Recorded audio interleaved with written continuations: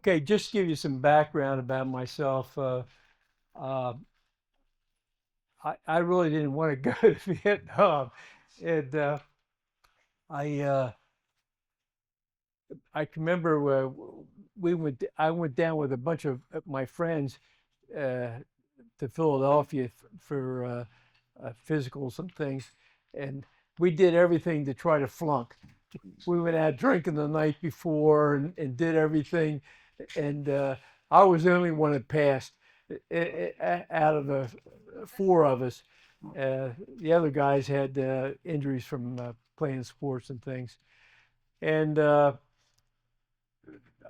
I decided to enlist in the army to get out of the infantry, and because I was already a college graduate, I had an accounting background, and I thought that I was told that the army would take care of me. Well, that didn't happen. So I enlisted to go to OCS, Officer Candidate School, to try to get a branch transfer into transportation or finance.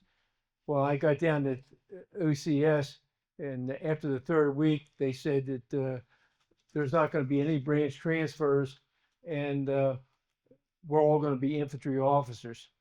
And I really had it was the best school I was ever at. Uh, OCS was unbelievable. I mean, what they taught you, and the caliber of instructors that they had. Uh, I mean, they had majors and captains and colonels teaching you, and I really I was doing really well. And after the third week, when they said you're all going to be infantry officers, I said, well, I'm not. But I had signed up to say that I was going to be there for 7 weeks. So I stayed there for 7 weeks, and in my platoon, I had the highest uh, uh, uh, physical fitness with they did, and I had like a 92 average in what I was doing, and they thought I should be an officer. So they made me. I think after week 6, they made me commander of the whole group there, and I had to take everybody out and march them and do all this stuff. And I had to, in the mornings, I had to go down to headquarters and do a lot of things there. And finally, after 7 weeks, they wouldn't let us out. After 8 weeks, they wouldn't let us out. It got in the ninth week, they still didn't let us out. And I, I spoke up for, there was 42 guys that wanted to quit because they were all there for reasons that they didn't want to be there, and so I went down to the company commander and I said, you're holding us against our will. We went out of here tomorrow. And I can remember that they put me on the floor, and some of these lieutenants started kicking me and doing things to try to intimidate me. And I'm not one to be intimidated. You can ask my wife. Uh, I just I got up, and I finally got up, and I got in the captain's face and I says, we're either out of here tomorrow or I'm going to the battalion commander.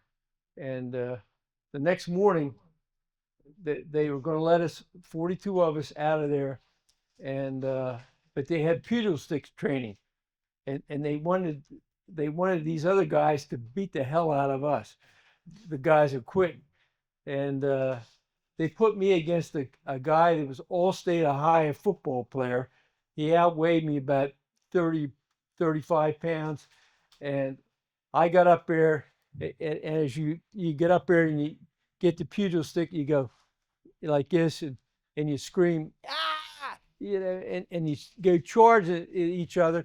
And at the last minute, when he was charging me, I sidestepped him, and I hit him with a pugil stick in the side of his neck. He went down, and I I literally beat them to no end. And all the guys that are quitting beat all the guys that are staying. And boy, the Army wasn't too happy about that at all. Uh, so I ended up, I knew I was going to go to Vietnam, and I liked the standpoint. I would have gotten early out if I wouldn't have got wounded. I would have been only served 17 months in the Army. You know, if I had been an officer, I would have been close to 4 years in the Army. So that was an incentive for me just to go to Vietnam. Uh, when I went to Vietnam, uh, the uh, I couldn't believe our base camp. It was so bad. It was worse than the the bad slums that you would see in the United States. I mean, it was terrible. I just couldn't believe it. I walked in the building where the guys were sleeping, and there's grenades all over the floor, ammunition. I mean, these guys are walking over grenades and stuff like this. I mean, they're so used to danger and everything, and I was kind of like, man, this is crazy, you know. But but I got used to it real quick. In Vietnam, uh, after about a week, you're no longer a newbie. You grow up real fast, and if you don't, you're going to be in the ground. Uh, I'll tell you now. Here's some. This picture right here. That's me right there in the background with the M16 with the helmet on. I was a point man in this situation here. One thing about the Army teaches you uh, almost everything. Like if you had the Russian Army or some other armies, they only teach a machine gunner how to use a machine gun. They don't know how to use any other weapons or anything like. In the Army, I knew how to use almost every kind of weapon that they had. Yeah, I mean, and and you need to, and you have different jobs. I had maybe 5 or 6 different jobs that I had going out in the field, depending on whatever our mission was.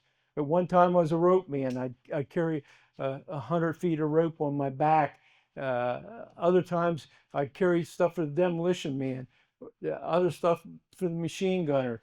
So it depended on the thing. Then I became a point man, which I didn't want to be. And the reason why my sergeant saw me, a lot of times when we get into conflict, for some reason, I'd be the guy up front. You know, I, I didn't shy away from bad things. And so they made me a point man after one of our point men got wounded. And I was lucky. Uh, I learned from this guy in the United States. He's from Reno, Nevada. His name was Larry, and he started going hunting when he was 4 years old. His father took him bear hunting. When he was 4 years old. When he was 12 years old, he was taking out game people and being paid high dollars. And he came to Vietnam when he was 18, and he taught. He acted like he owned Vietnam. He would go out and just the guy had such uh, charisma and uh, I guess he was very confident in himself about everything he did, and he taught me how I could tell where the enemy had been, how long ago they were there, based on the foliage, all different things. Looking for booby traps. So in this picture right here, this guy right next to me is Clyde Poland. He walked point with me with a soft cap on.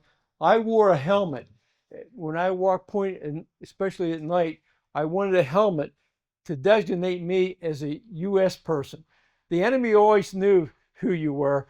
I wanted the U.S. to know who I was, because a lot of times we were shot at by the U.S. people, tanks and ambushes and things like that. So in this case right here, it's a long story. I was a, like you call a bitcher. I always looked after the men in the platoon, and a lot of them, even when I was over there as a PFC, I was 23 years old, and I was the old man in the platoon at 23. Most of the guys were 18, 19, 20, and they looked up to me because they thought I knew something, and I really didn't know a damn thing, you know. So, but anyways, the day before this, our first sergeant came out, and he was giving us work duty in the. We had a day off there, and he thought we should be busy. Well, every day we were out in the field. I mean, we were getting weary. I mean, and when you get weary, you start getting dangerous. You're not thinking, you're not doing what you should do, and I spoke up against the sergeant. I says, we need rest here, just downtime, and he called me a shammer, which really ticked me off, and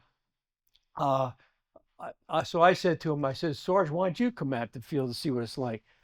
And this sergeant was 35 years old. Well, when you're 20 and 18 years old, 35 years old, you look ancient, you really do. And he got, and then the other men spoke up in the platoon. And they said, yeah, Sarge, why don't you come out in the field? He left, didn't give us any assignments. The next morning, he's dressed to go out in the field, and I felt bad. Oh, I went over to him, and I said, Sarge, I says, I tried to intimidate him a little bit. I said, you're going to hold us back. Yeah, you're too old. I said, I can't keep up with these 18 and 19-year-olds. I'm 23. I can't keep up with them, and he says, well, it's going to be an easy day. I says, the day you think it's going to be an easy day, you're going to get your ass kicked out of here. And so we went out in the choppers, and our first mission was a hot LZ. We go in, and we're firing like crazy, enemies running, and I'm in the lead chopper because I'm a point man, and I got to go and try to make sure everybody else can get down safely. And he jumps off the helicopter. Next thing he falls in the mud, and his M16's down in the mud.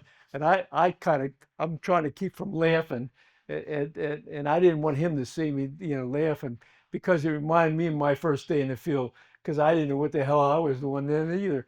And so I had him come over to me, and I said, I got to move out with the other point man. There was a village there, and we had to go in the village and secure that area. And I ran through the village because I thought the enemy was on the other side.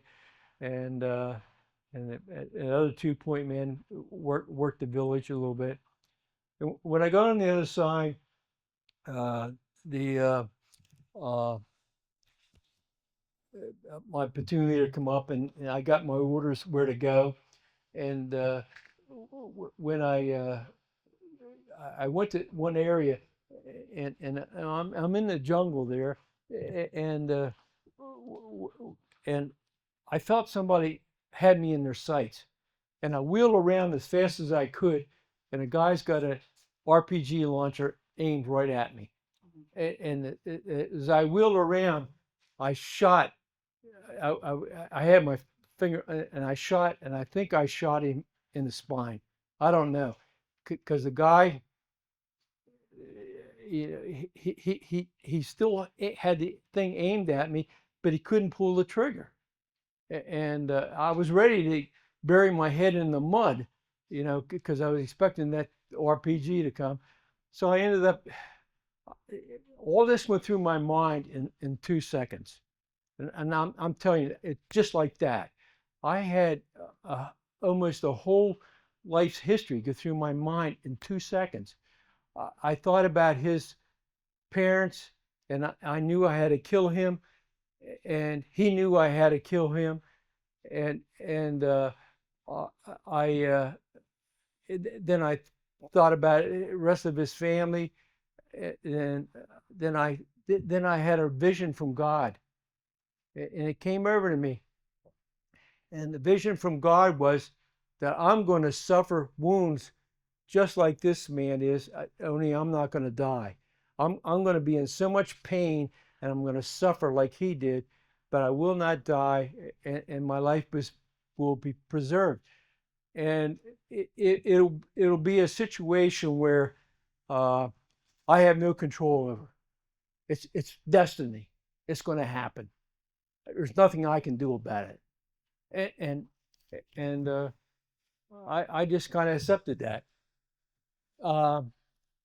So um, then later on, another guy jumped up, and I shot this person in the shoulder. And I went back, and well, anyways, that's enough for that story. It goes on a little bit more. But this is a guy right here in the front. His name is John Sation. He was a good friend of mine. On January 1st, 1969, he was at walking point, and the guy behind him is Bill Bentley. He was walking point with him, and the guy behind him is Joe Struzik, who was a medic. And on January 1st, 1969, Bill hit a booby trap, and John had his throat blown apart, and he was dying there. And the medic, Joe Struzik, came up and did a tracheotomy on him so he could bleed. You couldn't see his face. His face was nothing covered, none but blood. And we saved John's life. And John and I were friends for years and years. We went back to Vietnam together in 2013. We spent a month in Vietnam with Linda, my wife, and his partner, Christina. And excuse me, John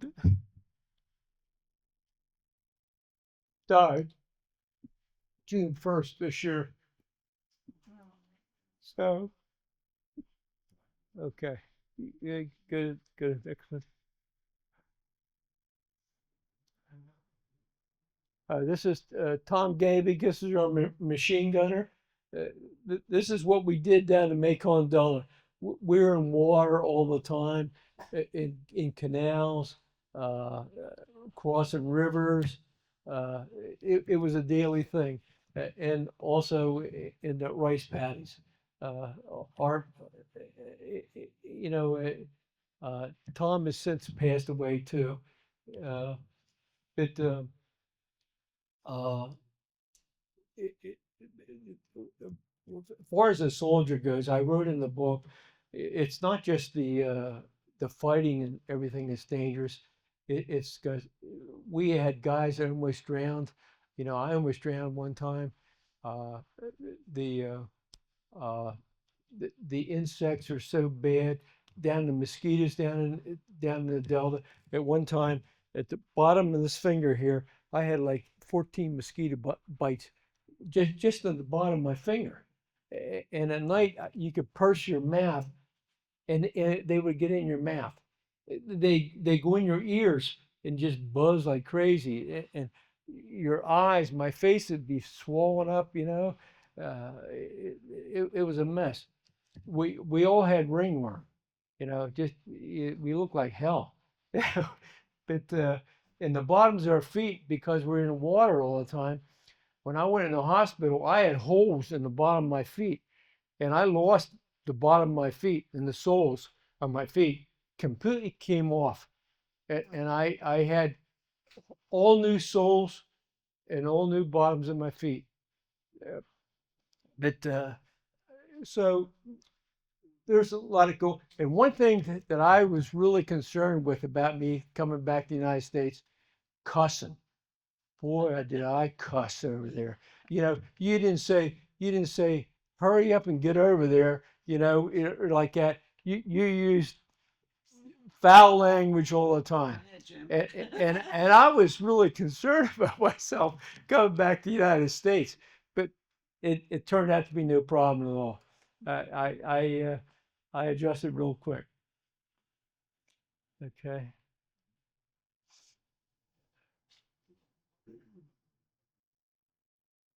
Oh, it's hard to see here, but there's a tombstone behind me there, and there was actually 15 tombstones there, and they all of them had the communist star on there. And a week earlier, we went out.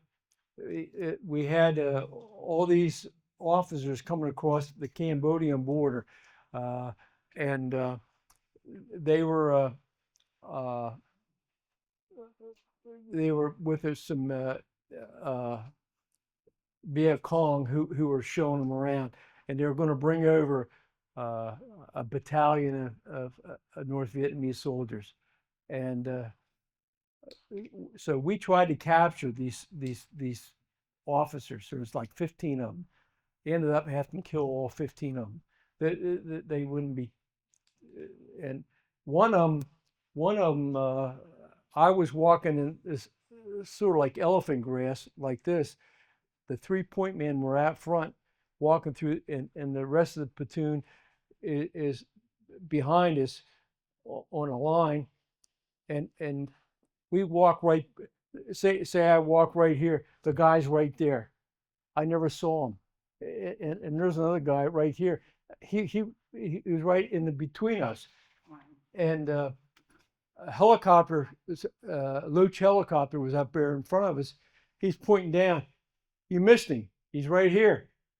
The next thing you know, this guy happened to be a battalion commander.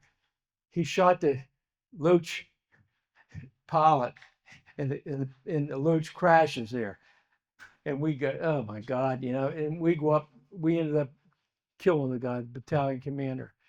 And well, that was it. Well, then a week later, there was these 15 graves of these with a communist star with these 15 guys, because we took all their identification, so nobody knew who they were when they buried them. They just knew that they were officers.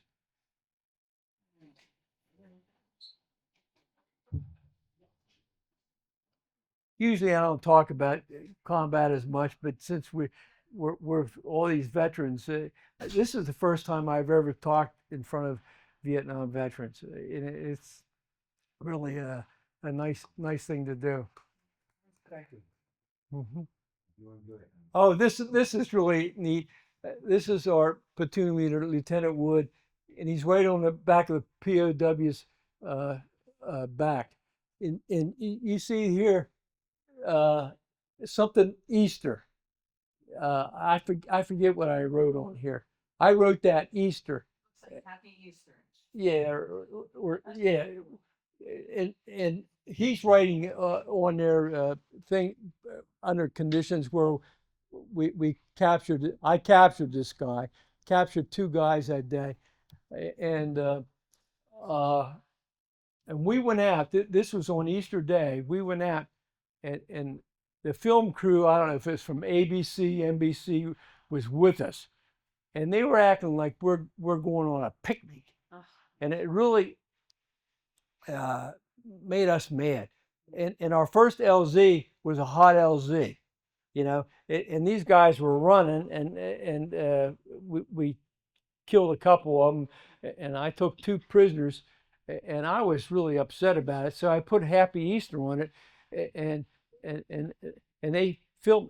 This picture went into the Stars and Stripes, but they didn't put Happy Easter on it. They deleted that, you know. So it was kind of funny in a way.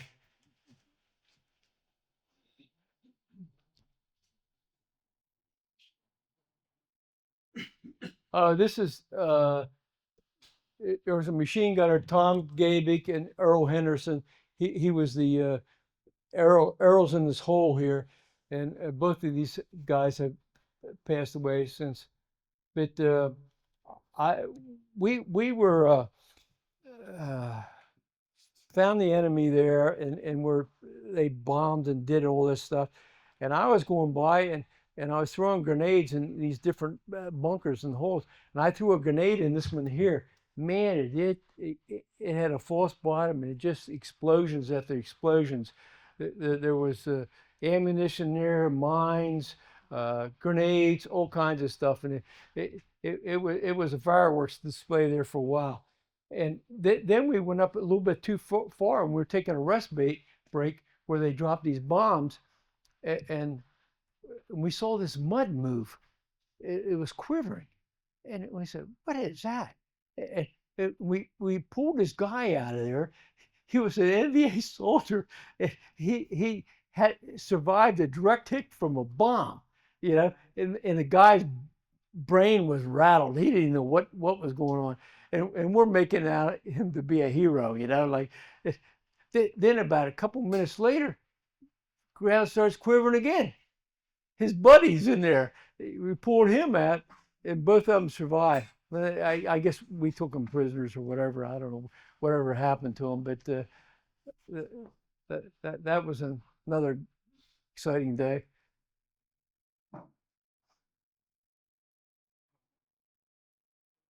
If anybody has any questions about anything, you can interrupt me at any time. Go ahead, Bill.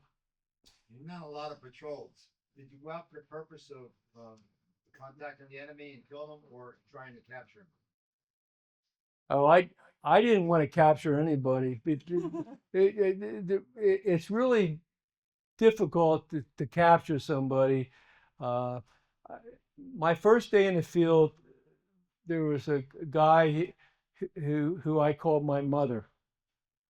He he looked after me for the first 2 weeks, teaching me all kinds of stuff. And at my first day in the field, he was killed. He tried to take a guy prisoner, and the guy had an AK-47 under the water, and he shot up and killed my buddy. And That was my next question. Were you trained to do that? Obviously, uh, well, when for officers, you try to get them, but it was almost impossible, to do that. I took a lot of prisoners. I said after this guy got killed, I said I'll never take a prisoner, but I took a lot of prisoners.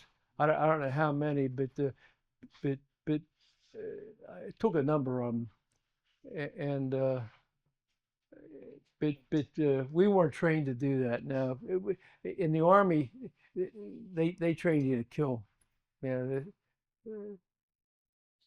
Yes. What rank were you at? Were you a PFC then, or When on some of these patrols or whatever? well, I was a PFC. Then I became a Spec 4. I was probably a Spec 4. Uh, and then I was put in for a sergeant, and then they wanted me to take a platoon out, and I said I'm not taking a platoon out unless you make me an E6. So I had to wait for my sergeant orders. Unfortunately, I got shot, and I got my sergeant orders when I was in the hospital, so I never made E6, and I never got to take a platoon out. Well, I wouldn't take a platoon out. I said they asked me if I'd take a platoon out when I was still a Spec 4. I said no. I said you're going to pay me to take a platoon out. So this is when I shot that one person and then shot the other guy in the shoulder. This is where I got to go in that nipple palm there and I ran down in this low area here, and I'm trying to get the enemy to shoot at me if there's anybody in there, and uh, then I'm going to make my break to the wood line, which I did, and later on I went in there, the wood line, and I was looking for a blood trail of this guy. I knew he shot him in the shoulder. I could see it, you know, and no blood, no footprints in all this mud, nothing. And I said, how can that be? And I got in the wood line. I went down this one far part of the wood line, and we had a combat photographer. He was taking all these pictures. This combat photographer. He always came out with us because he liked being with us because we were in action all the time, and we were a safe platoon to be with. And when I went into the wood line, I heard something. The wood line was on fire, and there was a lot of smoke in there and everything. And this tree limb came down that had been on fire, and I wheeled around real fast to shoot, thinking it was somebody behind me. It was him taking a picture of me, and I could see his eyeballs through the camera. You know, I mean, he was really lit up, and I so I had to do a couple things. I had him. He had a 45, and I had him covering me in a couple things because I was in there by myself. And finally, I walked up the side of the wood line where it was all bombed out, because I wanted to follow the bombed areas because there was for the booby traps that had been all blown up. And when I come up there, I got up to a certain point, and I saw this massive blood trail and footprints where this guy had shot. Right out here in the mud, you didn't see any blood at all. But then once you got inside, blood everywhere. And I followed the blood trail to a newly made bunker. And I took 2 grenades, threw them inside, and that was the end of him. So, okay.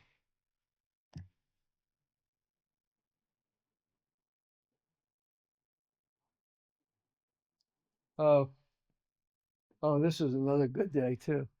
Uh, this is when I'm walking point. I'm out in front of the platoon. The platoon is like a rice paddy behind me, and I'm seeing 4 NVA soldiers right here picking their dead up, and I start shooting at them. And when I start shooting, my platoon is shooting down that way too to protect me, and I come running back.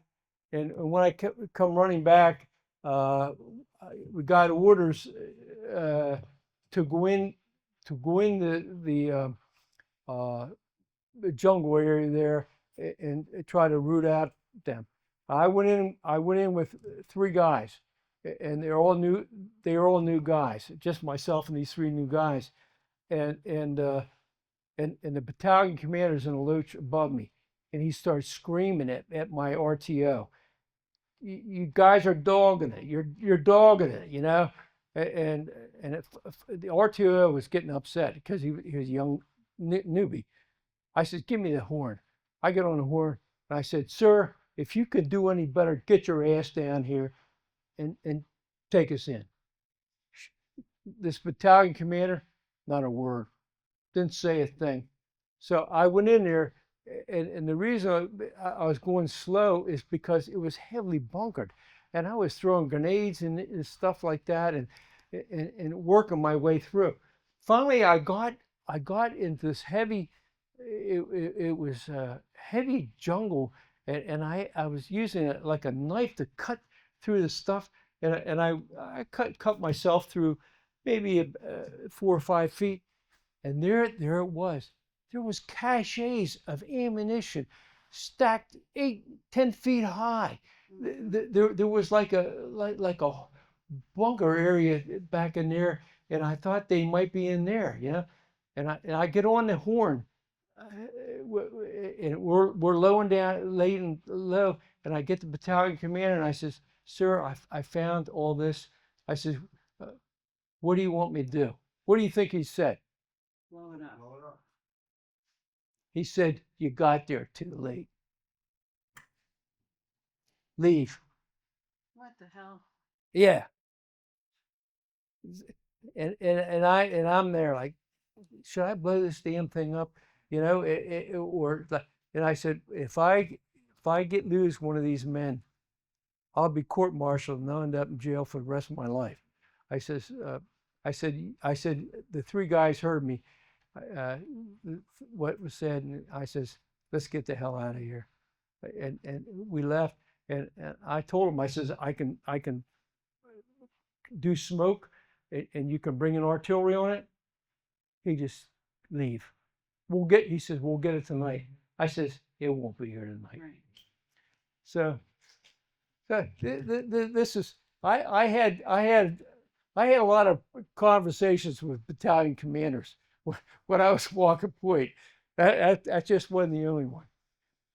And that battalion commander became a 4-star general, and he got cancer, and he was supposed to be a 5-star general. Wow. Yeah.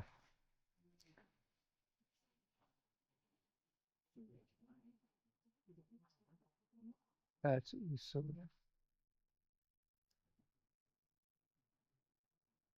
Oh, that was Tim Firestone. Uh, Tim and I went to Grove City College together. We were in different business classes together, and we graduated together. We ended up going to Fort Dix, not knowing we were there, and we were in AIT at Fort Dix. We went to OCS and quit OCS together. We went to Vietnam together. We got orders to go to the 9th Division together. We ended up in this Delta company together, and then we wanted to get in the same platoon. So we took the guy who's going to give the orders for us, what platoon we're going to be in. We took him out and treated him to beers that night. So we got in the same platoon together. And Tim was, this guy was amazing. This guy, later on, he had 6 Porsches in his house. He built an airplane, and then he was building this jet, and the jet wasn't finished. And a friend of his asked him to fly his plane down. He had crashed the year before, and he said it was airworthy.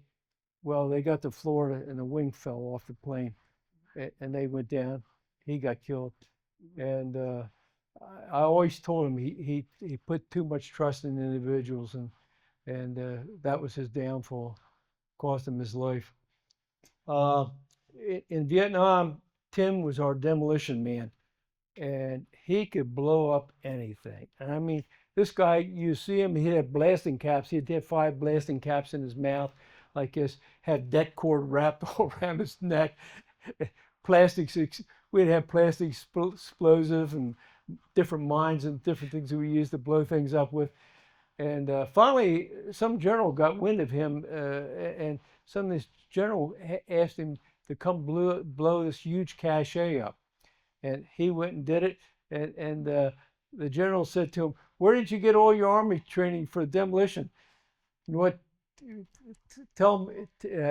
think Tim said? Vietnam. He says, "I'm self-taught." Oh wow. Yeah. And the general just rolled his eyes, and he called him to do more demolition work later on, and he became a general's aide later on. He was a hell of a soldier. This is the day that I got shot.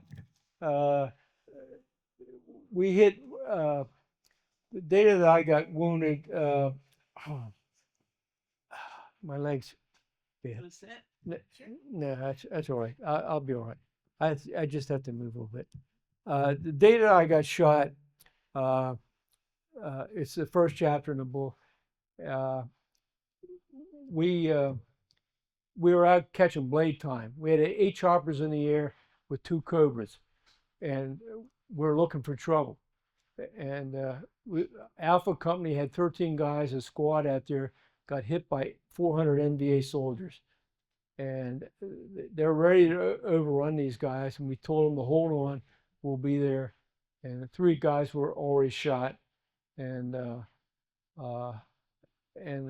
we came in, I low crawled up this paddy dike with the two other guys in my unit, and we got the 13 guys out of there. And I took the machine gunner's machine gun, and I put up firepower, so everybody could low crawl out of there. And everybody was sick. I mean, the temperatures are over 100 degrees, and you're firing your weapons and the heat coming off the machine gun. I got sick, and I had to low crawl out with my M16 and some machine gun, and I had to get revived that day. Well, later on, we fought all day long, and that night, my position was the closest to the enemy lines, and the Cobra helicopter come down for our last run and shot my position. And I took 2 rounds, one in each thigh, and it, uh, it hurt. I, I lived in Westchester, Pennsylvania, and you could hear me scream from Vietnam to Westchester. I mean, it felt like a road paver was sitting on the lower part of my body, crushing my lower part of my body. That's how painful it was. So, and the medic come up and says, "You want morphine?" I says, "Yeah, give me, hit me." So he gave me some morphine, and I waited about 10 minutes. I says, "Hit me again." I says, "It'll kill you if I do." But everything worked out fine.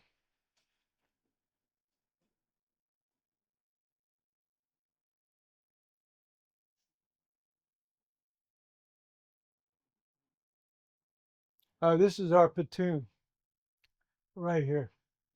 Well, this is some of the guys in our platoon. This is uh, uh, this was a day. Lot of the guys, you never had a full platoon together because everybody has some kind of duty that they have to do, or or whatever. But this is a lot of the guys in our platoon. Where are you in that picture? I'm the third from the right, kneeling, and that's my buddy Tim. We went to Grove City together. He's the fourth on the right. So a lot of these guys are dead now. Okay.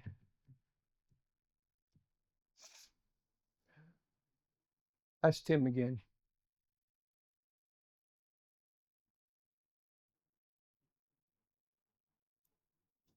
Yeah. Okay, that's good. Okay, very good. Okay, thank you. Now, do we have any questions about anything? I want to say something.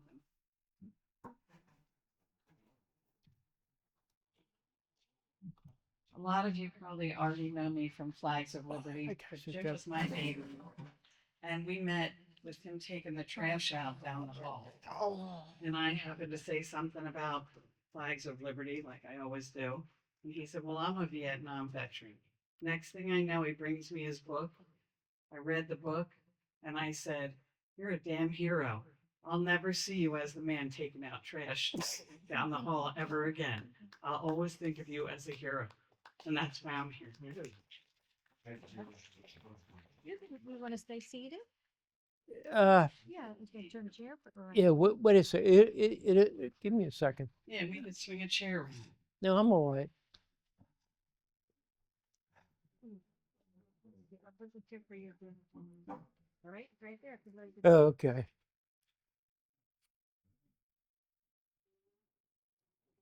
Any other questions? Do you feel? Bill, What, what? I think you said it earlier, but I got confused with what unit you were in, what kind of unit it was. Was it infantry? Yeah, I was in an infantry unit. We were out in the field almost every day. Our platoon leader said one time in February and March, we were in combat for 77 days straight, sometimes 2 and 3 times a day. So I got to the point where I lost fear about almost everything. You know, it got to me like I kind of enjoyed walking point. You know, it was dangerous, and I felt like nobody could do it any better than me. You know, they could do it as well, but not better than when I was doing. And I never, when I was walking point, never lost a man. And uh, in the day that I got shot, I was no longer walking point. I was a squad leader then, and I had I had the easiest job in the platoon. Uh, I told my platoon leader, I says, he kind of freaked out when I said I'm not going to walk point anymore. I told him I'd do it for 2 months, and he wanted me to be his RTO. He wanted me around him, and I says I don't want to be an RTO. You know, I said, well, I want to be a squad leader. He says I'm going to make you an RTO. So you know how you get out of being an RTO? You screw up. And so that night they put a radio on me, and the battalion commander heard me on the radio. He says, "Who the hell is that?" You know, the next morning I was no longer an RTO. Yeah, I knew what to do, but I didn't want to. One thing in the, I guess in the Army, you have to know how to play the game. And there is a lot of gamemanship, and unfortunately, a lot of guys don't know how to do it. I can remember when I was in basic and AIT, and the guy says to me, before guys went in there, he says to me, "You never get in the front, you never get in the back, you never get in the side." He says, "Get in somewhere in the middle and get behind somebody big." I I got behind a big guy in the middle, and I crashed down a little bit. I never had duty the whole time.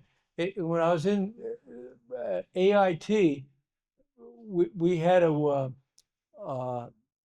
at the end of the cycle, we had to do this physical fitness thing, and I scored probably one of the highest in the platoon. And the sergeant says, "Who the hell are you?" You know, he never saw me. Because you were behind the big guy? Yeah, I was always hidden, and I I learned how to get out of a lot of things doing that, you know, and so yes. Tell them about Milkman and Clyde. Oh yeah. Uh, in the book, in the first chapter, we had a guy from New England, and he was a lobster fisherman, and Clyde was only 18 years old, and Clyde had no front teeth at all, and he couldn't pronounce my name, so he called me Milkman, you know, and so that stuck. So everybody calls me Milkman, and I I always signed a book, you know, my name, and I put Milkman in parentheses to honor him. And uh, when I used to go to the bank and stuff like that, people like when I sold my book, I would go some places and people say, "Hey, Milkman," I'm like, you know, I'm there like, what's going on here? You know, how do people know that? You know, and so it's okay. Anything else? Any other? Yes. Real quick, you mentioned like media and how you were on a point and you said the cameraman or whatever had a 45 he was covering. Or like, Yeah. did they interact and were they a hindrance? Like, I No, don't know. no. The guy that went with us was Larry Sandage, and Larry, he was crazy. Uh, I mean, Larry liked to be where combat was. Sometimes he would actually. One night he says, "Can I shoot the machine gun at the enemy?" So we let him shoot it, you know. And he always carried a 45, and uh, sometimes he'd have an M16. But he liked going out with us. we were probably the most publicized platoon in Vietnam. A friend of mine that I went to college with, Larry Eddington, was in the army in Germany. And when I come home, Larry says, "What were you doing in Vietnam?" He says, "I saw your name in every army publication, pictures of you, everything. I was in the Stars and Stripes front page a number of times." And I said, "Well, I have my own personal photographer." Yeah. And but Larry was something else. He would also go down to Saigon, like when we captured a weapon. So if I captured an AK-47, I'd give it to Larry. He'd go down and sell it to the Navy, and buy us some film and also Chevis Regal. He liked Chevis Regal. He named his daughter Chevis. No way. Yeah, yeah. So so we had our times there, I tell you. Yes, honey. Tell them about the time he wanted to repeat the Mekong where he. Oh yeah, oh yeah. This one time, uh, we were in a big firefight, and my platoon leader says, "Take a couple guys and get down in the wood line, and there's a river there, and the enemy might be trying to come down the river. In other words, throw grenades in there and stuff like that, and keep them clean." So I get down there. First, we get down there and we hit a beehive, and all of us got stung. Oh, Then the next thing we go a little bit further, we hit a python, a python. And I said, "Holy God." So then I hear this jet, and I says, "There's something's not right here." Because I told the platoon leader, they're bombing and stuff, let them know where we are. And I know the platoon leader, like, you know, you got to take care of yourself. So they were dropping napalm, and I just had an unwearying feeling. I said to these guys, "Let's get out of here now." And I said, "Run like hell." And we came running out of there, and I dove over this rice paddy dike. He's taking a picture of me diving over the rice paddy dike. Napalm's going off in my background. All you see is napalm, and I'm diving. Then Larry says, "I don't know if I got that." He says, "Could you do that again?"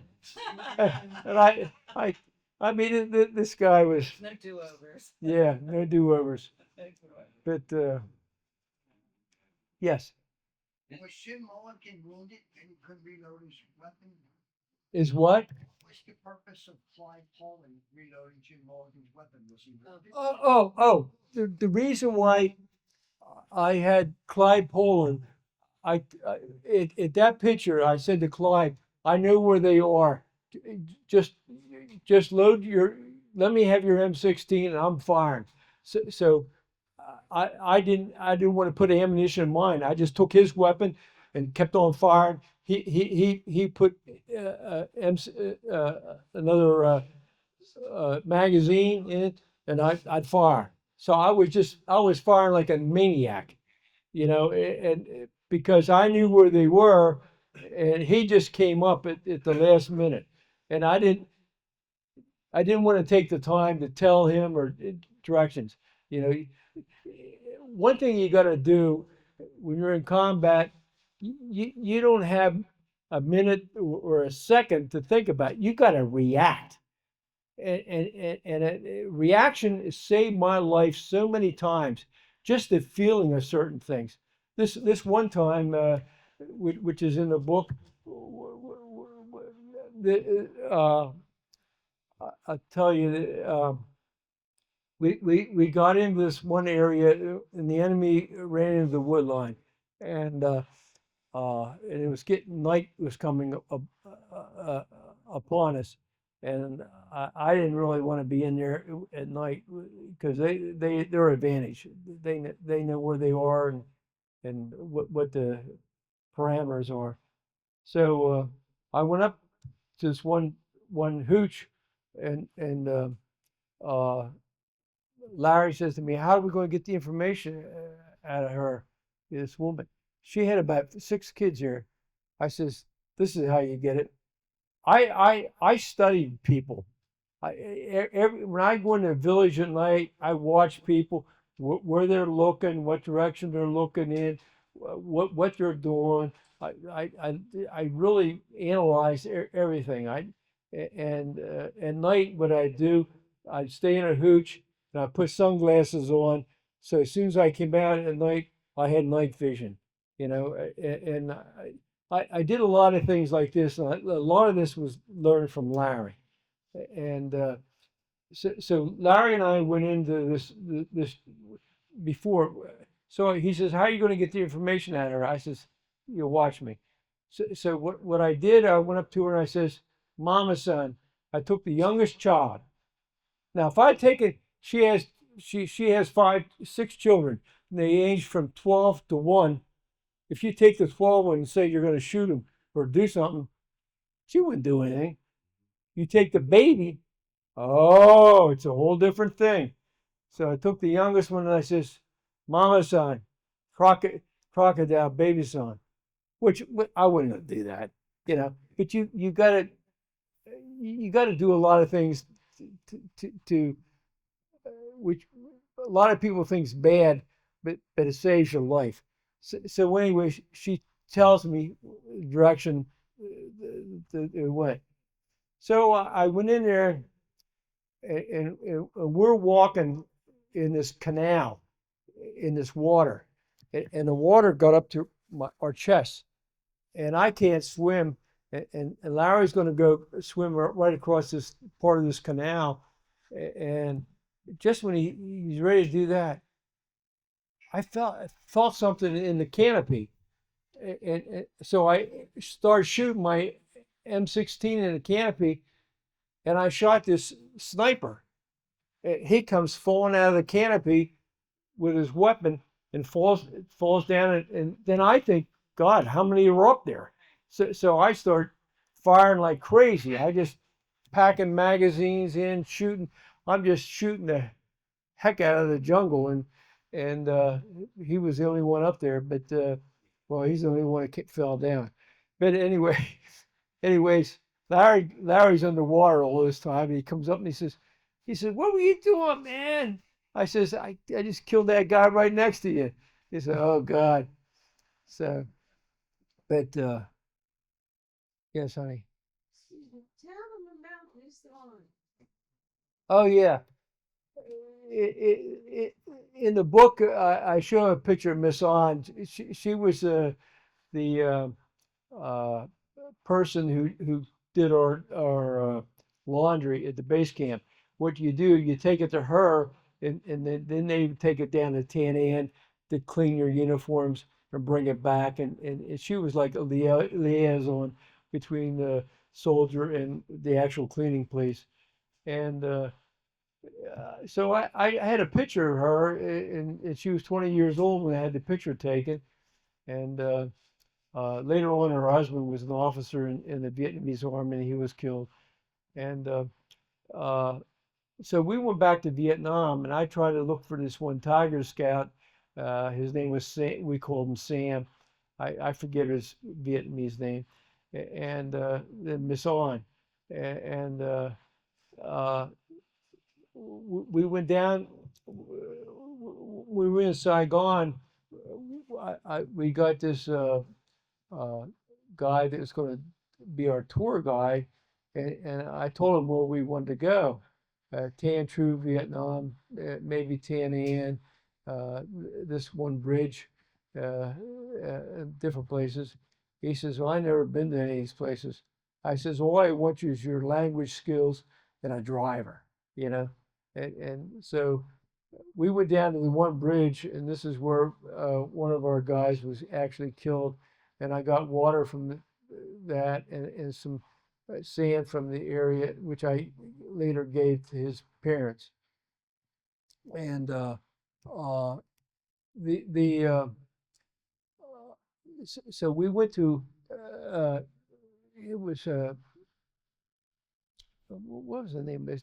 It was Tui Tui. So I saw Tui Tui in a map. I says, "Oh, let's go to Tui Tui." So we went to Tui Tui. That was a former little small base camp. Platoons used to go there, and we went there one week after a whole platoon was wiped out. They had come across the Cambodian border, and they killed everybody in there. And we had to go the next week after all that, and uh, you know, there's a lot of things you got to face and do whether you want to or not. And so we went there, and I kind of noticed one place, and I asked somebody, and he says, "Well, that's where the helicopters used to land." I said, "Oh yeah, yeah," because we were there for a week, and we go to the Plain of Reeds and near the Cambodian border and all that stuff. But so I asked where the base was, and they told us where it's still there. And so the communists took the base over and fixed it up a little bit different. You know, it wasn't. You know, when we were there, it was really it was a mess. But anyways, so we went down there, and Linda and John's Christina, they were taking pictures, and all these communist soldiers come running out with their rifles. And there are no pictures. Oh, let's just sort of screaming. And John and I were laughing. We thought it was funny. Because these young soldiers, I don't think they'd ever see. I don't even know if they ever even fired their weapons, or whatever. So so our guide came back and he says, "I found Miss On." I said, "No, you didn't find her." And he says, "Yeah, it's everything you said. The village is going to go get her." So we went up there to this one hooch. Well, it wasn't really a hooch anymore. It's a nice house. And the people took us in. They were very hospitable to us and did all kinds of things.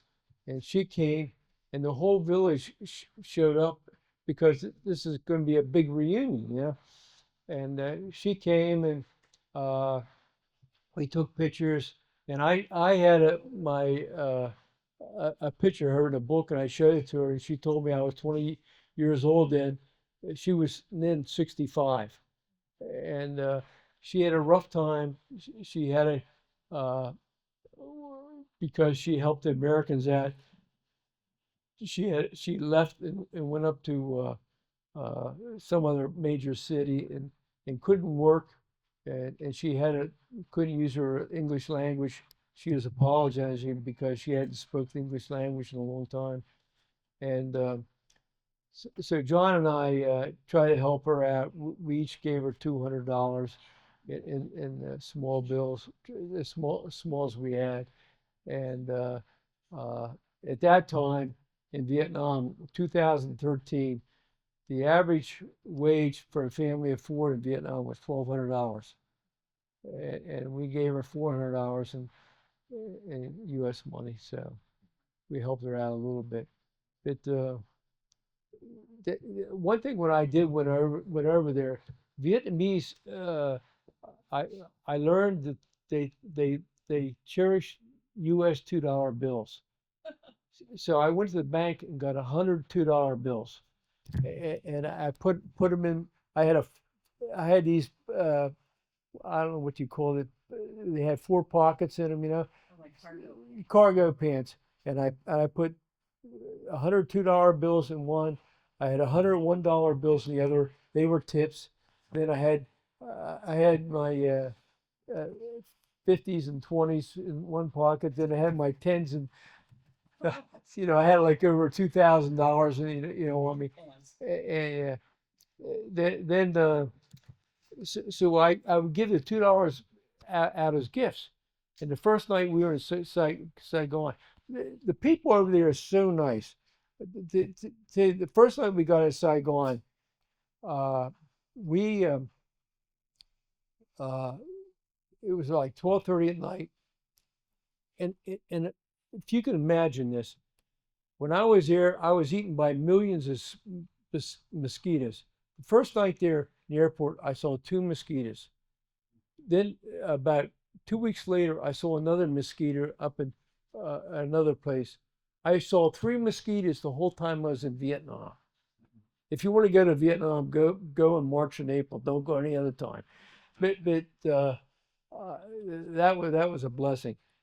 But anyways, they picked us up at the airport, and they said, "Your the hotel you had reservations at is full, and so we're going to take you to a sister hotel, and then you can go to your hotel you had reservations the next day." So they take us to sister hotel, and they were so apologetic. They put us up in the best room they had. I mean, it was beautiful.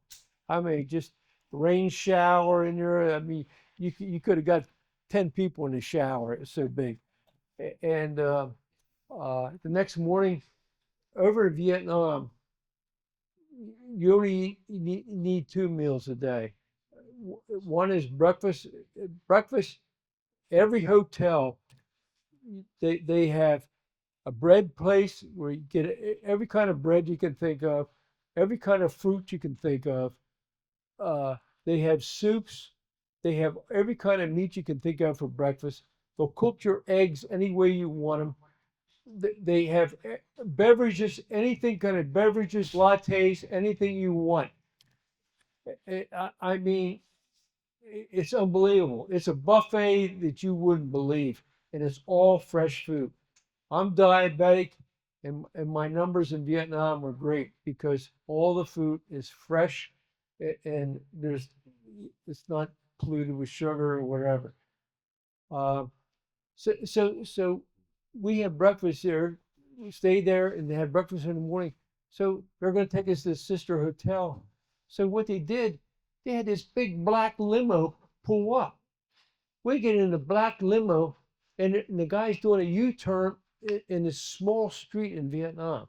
I don't know how he did it. He takes us a half block down, and that's our sister hotel, a half block down. We could have walked, you know, but they were so embarrassed. I mean, this is the way they went everywhere we went in Vietnam. They treat us like God, like we're kings and queens. It was That was 2013. 2013. It's amazing. We were up in Hanoi, and where John McCain crashed into the lake there in Hanoi. They have a little bridge that goes out in the lake a little bit, and Linda and I walked out on the bridge, and this one girl come up to me, young girl come up to me, and she says, "Can I have my picture taken with you?" And I said, "Well, I guess so." I didn't know why she wanted my picture. Then next thing I know, we got like a dozen girls lined up, wanting to have their picture taken with me. And Linda comes up and she says, "What's going on?" I says, "I think they think I'm a movie star."